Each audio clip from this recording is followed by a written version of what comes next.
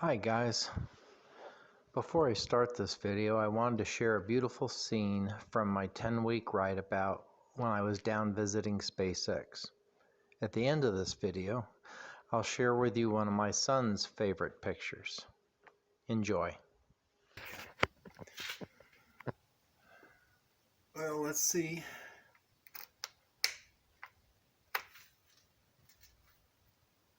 It still works.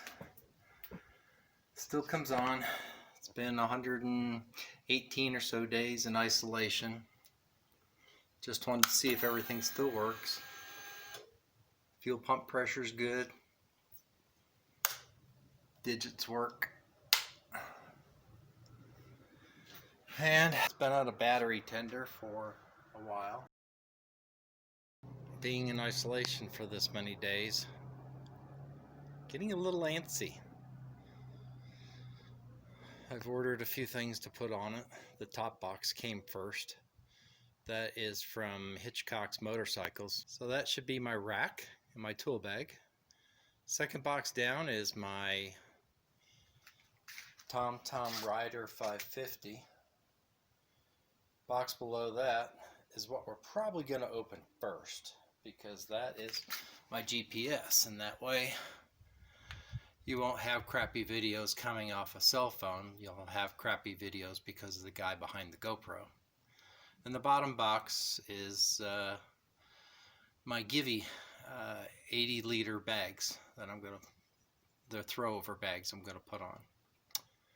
So I think we'll take it out of order. I was going to do things in order just for fun. Put the rack and the tool bag on first, but yeah, I think I'll really go ahead and open up the GoPro and get it charged up and start reading the manual.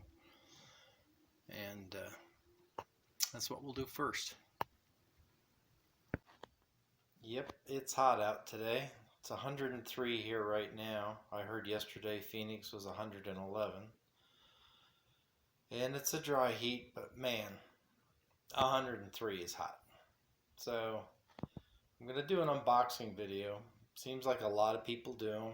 I don't understand the purpose of it, but I've got my GoPro Hero 7 here in the box, so we'll give her a look. And well, my unboxing wasn't very graceful. I'll probably cut that out, but here's what was in the box. So I got this directly from GoPro. They had $100 off. So there it is in the box. That's what it looks like. All mounted in the shipping box.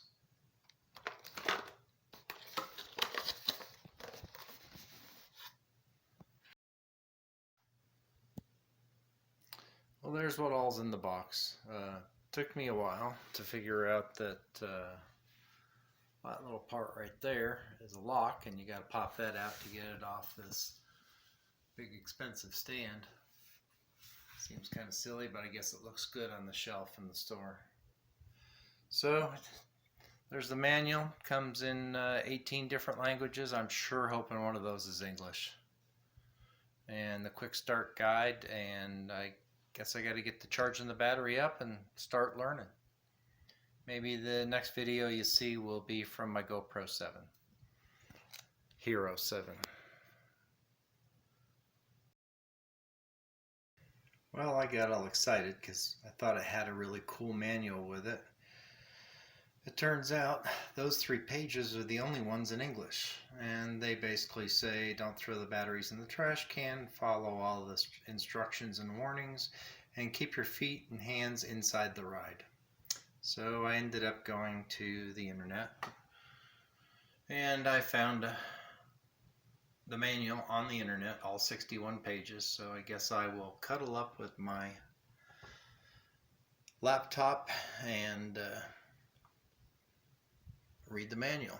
Nobody cuddles up with a good book anymore. So that's it. Okay, here's where the memory card goes. Come on, focus. There you go.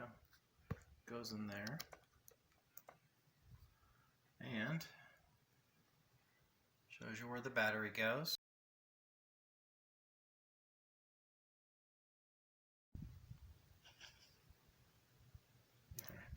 And the GoPro battery goes right in there. And then you hook it up to the GoPro cable. Charge your GoPro. This is waterproof, so it's got a really tight cover on it. That's nice. And in the back here, and I don't think I've said it before, but it is a GoPro Hero 7 Black. And on the side, you've got the opening for the charge cable, which goes with the GoPro cable off your computer. Then you can charge it. So there we go. We're all plugged in, charging up, and back to my manual.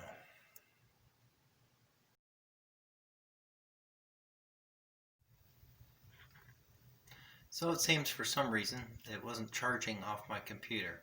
Those red status lights are supposed to be on when it's charging and they go off when it's done. So I plugged it into this charger that I had, wall charger, courtesy of someone who was in the Hilton Garden Inn hotel room before me. Had that for a while. And some of you may notice the outlet that it's plugged into is an old Radio Shack surge protector and multi-outlet. Had it for years. I miss Radio Shack. Not knowing anything about YouTubing and GoProing, I watched a lot of videos to learn how to do all this. One good source for me was her Two Wheels. There are links to her videos below. Also, I'll provide links below for the items I mention here. I purchased the GoPro mic adapter and the inexpensive gaming mic she uses. Then drilled a hole in my helmet for the mic wire. Found a dead cat I like. Bought an audio adapter mount case and a straight mount arm to attach everything to my helmet. I have the GoPro audio input on the standard mic setting. My son gave me a battery pack that gives me an extra hour of recording with the GoPro on my helmet. When the GoPro is mounted on my bike, I have it wired to the accessory plug Royal Enfield thoughtfully includes inside the headlight area. Hitchcocks Motorcycles sells a 2-pin female connector to connect to the Royal Enfield accessory connector. They rock. After a few test rides, I found when the GoPro was mounted to the crossbar, the ear noise was way too loud, so I purchased a Windslayer sound sponge. I found out the hard way that my old, slow laptop can't handle 60 frames per second in editing. So I record my riding videos in 1080, 30 frames per second. And when I'm not riding, in 1080, 24 frames per second. I record everything in linear because I don't like the fisheye effect. I was brokenhearted when I found out that I had accidentally not recorded my amazing ride through Jerome, Arizona. That night I curled up with my laptop and the GoPro manual to learn how to lock the GoPro screen. I'm planning a trip to go back there so y'all can see Jerome.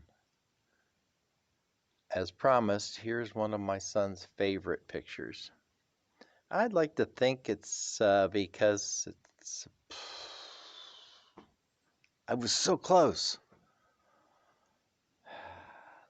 As promised, here's one of my son's favorite pictures. I'd like to think it's one of his favorites because he captured my best side, but it could be because that's his daughter. So be like us, pick your play, and go enjoy your ride.